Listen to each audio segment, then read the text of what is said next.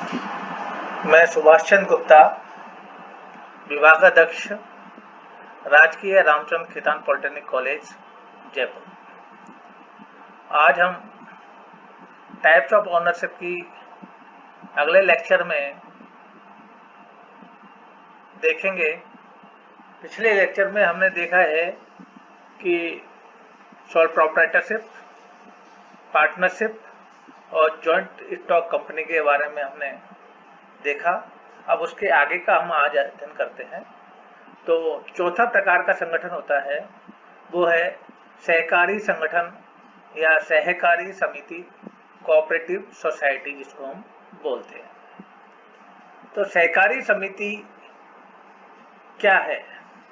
सहकारी समिति उन व्यक्तियों का स्वैच्छिक संगठन, वॉलंटियर ऑर्गेनाइजेशन होता है जो कि अधिकतर श्रमिक अथवा छोटे छोटे उत्पादक होते हैं तथा अपनी घरेलू और व्यापारिक स्थिति में सुधार लाने के लिए लोकतांत्रिक तरीके पर संयुक्त प्रबंध के अंतर्गत संगठित होते हैं।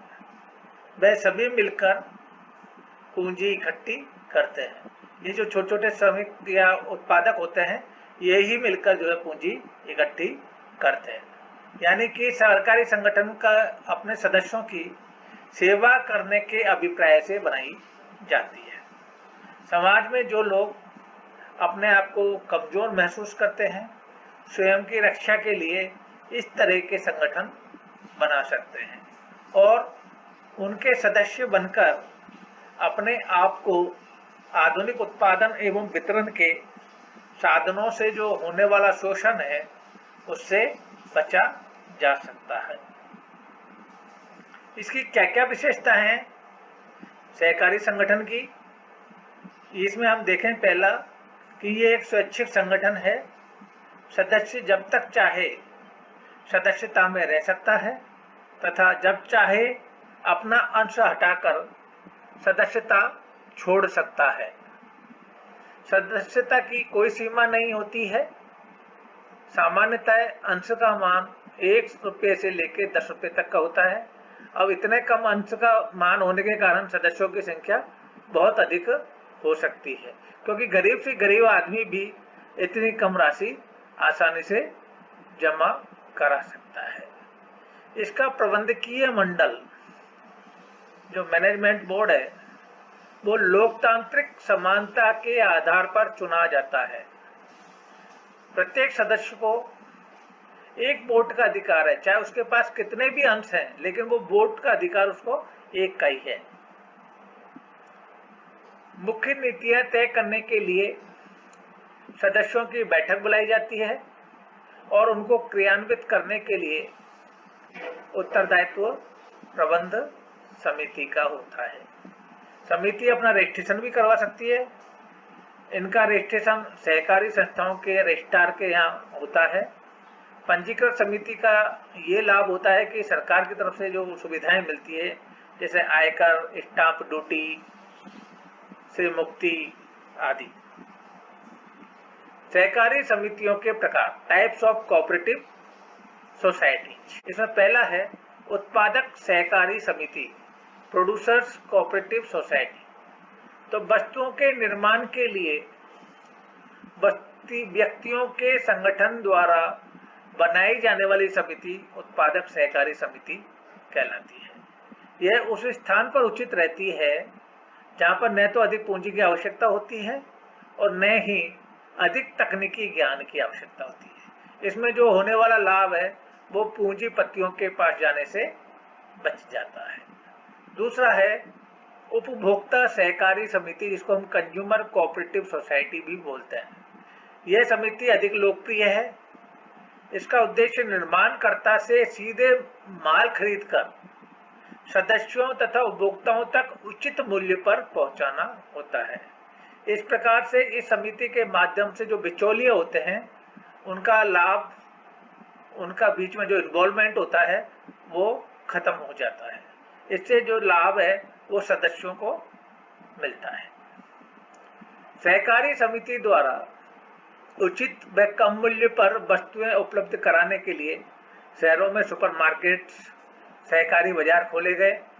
लेकिन शुरू में तो इनको काफी सफलता मिली, लेकिन बाद में जब कुप्रबंध, भ्रष्टाचार और अनुभव की कमी आदि के कारण इस प्रकार के बाजार अधिकतर शहरों में सेटिस्फैक्टरी वर्क नहीं कर पाए, संतोषजनक कार्य नहीं संपादित कर पाए। तीसरा है गृह निर्माण सहकारी समिति, हाउसिंग कोऑपरेटिव सोसाइटी। यह समिति सदस्यों जिनको भूखंड तथा मकान की आवश्यकता है उपलब्ध कराने हेतु बनाई जाती है। इन कार्यों के लिए सरकार ने कई सुविधाएं प्रदान कर रखी हैं। चौथा है ऋणदाता सहकारी समिति, कोऑपरेटिव क्रेडिट सोसाइटी। इसका उद्देश्य गरीब व मध्यम वर्ग के व्यक्तियों को आर्थिक सहायता ऋण के रूप में देना है, ताकि उस राशि को किसी ऐसे काम में लगा जा सके जो कि उनके लिए लाभदायक हो। इसमें ऋण जो है ब्याज की दर पर दिया जाता है। सहकारी कृषि, कोऑपरेटिव फार्मिंग। इसका उद्देश्य कृषकों के समूह द्वारा सहकारी समिति बनाकर कृषि योग्य भूमि का आकार बढ़ाना है। जिससे क्या होगा, आकार बढ़ने से जो हम कृषि और विज्ञान में टेक्नोलॉजी के द्वारा आधुनिक उपकरणों का इस्तेमाल करते हुए उपज को बढ़ा सकते हैं। अब सहकारी समितियों के क्या क्या लाभ हैं? तो पहला है, यह उत्पाद सस्ता बेचती है क्योंकि इसमें विज्ञापन आदि पर कोई खर्चा नहीं पड़ता। लेखा रखने तथा प्रबंध के कार्यों का खर्चा न्यूनतम होता है क्योंकि सदस्य अवैतनिक रूप से स्वयं ही कार्य करते हैं। यह अपने कर्मचारियों को अच्छा वेतन व स्थिति प्रदान करते हैं। चौथा है, यह सामुदायिक सेवा के लिए, अतः इसमें अधिक लाभ, काला बाजारी, जमाखोरी जैसी बुराइयां नहीं होती है। पांचवा है, इसमें खरीद सीधे उत्पादकों से होती है, अतः बिचौलियों का लाभ कम हो जाता है। यह भारतीय कृषकों की समस्या में सुधार हेतु उचित है ताकि उन्हें भंडारण, ऋण आदि की सुविधाएं प्राप्त हो सके। इसमें जो लाभ का हिस्सा समान रूप से निश्चित दर पर वितरित किया जाता है तथा शेष सामाजिक विकास कार्यों में लगा दिया जाता है। सामान्य जनता को लाभ पहुंचाती है। इसमें सरकार से ऋण के रूप में अधिक राशि लेना संभव है। सदस्यों में सहकारिता एवं सहयोग की भावना उत्पन्न करती है। इनमें कुछ हानियां भी होती है।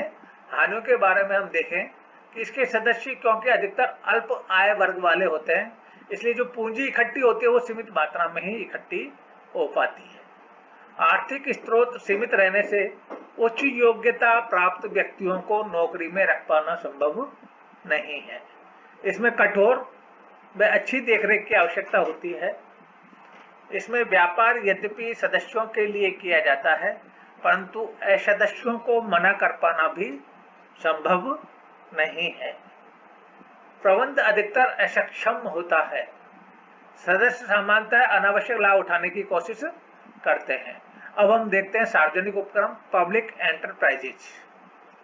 तो सार्वजनिक उपक्रम से आशय एक ऐसे औद्योगिक तथा वाणिज्यिक उपक्रम से है जिसका स्वामित्व, प्रबंध, संचालन तथा नियंत्रण ये सभी केंद्रीय सरकार या राज्य सरकार अथवा किसी अन्य सार्वजनिक प्राधिकरण के अधीन होता है।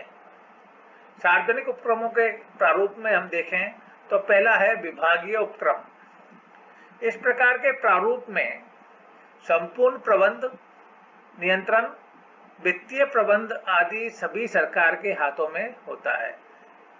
इस प्रकार के उपक्रम लाभ कमाने की दृष्टि से नहीं चलाए जाते, वरन ऐसे प्रारूप का चुनाव ऐसे उद्योगों को चलाने के लिए किया जाता है जिसमें सीक्रेसी, गोपनीयता की आवश्यकता पड़ती है, जैसे सुरक्षा संबंधी उद्योग, सार्वजनिक उपयोग के उद्योग, सैनिक महत्व के उद्योग, रेलवे, पोस्ट एवं टेलीग्राफ आदि। दूसरा है सार्वजनिक निर्गम। तो यह कंपनी संयुक्त पूंजी कंपनी से मिलती जुलती होती है। अंतर इतना है कि सार्वजनिक निर्गम की स्थापना संसद के विशेष अधिनियम के अंतर्गत की जाती है।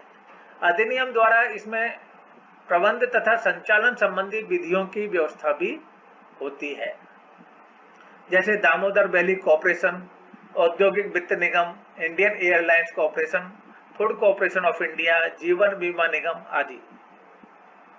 इसके बाद तीसरा है कंपनी प्रारूप। सरकारी स्वामित्व होने के कारण इन कंपनियों को सरकारी कंपनी भी कहते हैं। इसमें पूंजी का कम से कम 51% भाग सरकार के पास होता है, जैसे Bharat electronics limited, Hindustan machine tools, Hindustan shipyard, Hindustan steel limited आदि। चौथा है बोर्ड या मंडल द्वारा प्रबंध। प्रबंध एवं संचालन की एक विधि बोर्ड संगठन है। इस बोर्ड में विभिन्न संबंधित मंत्रालयों के प्रतिनिधियों को सम्मिलित किया जाता है। इसकी स्थापना का उद्देश्य राजकीय उपक्रमों के नियमों से अधिक सुदृढ़ एवं शीघ्र निर्णय लेना होता है तथा समन्वय को सरल करना होता है, जैसे Bhakra control board, Chambal control board, कोयला control board, all India handicraft board आदि। पांचवा है मिश्रित निगम। मिश्रित निगम से आशय ऐसे निगम से है जिसमें स्वामित्व तथा प्रबंध में सरकार और निजी क्षेत्र दोनों का मिश्रण होता है, इसलिए इसको मिश्रित निगम बोलते हैं। अर्थात इसमें पूंजी सरकार तथा निजी क्षेत्र के व्यक्तियों द्वारा लगाई जाती है तथा इसके प्रबंध के लिए संचालक मंडल का चुनाव निजी तथा सरकारी क्षेत्र के अंशधारी करते हैं। इनकी स्थापना से सार्वजनिक उपक्रमों की सफलता की आशा निजी क्षेत्र के समान की जा सकती है।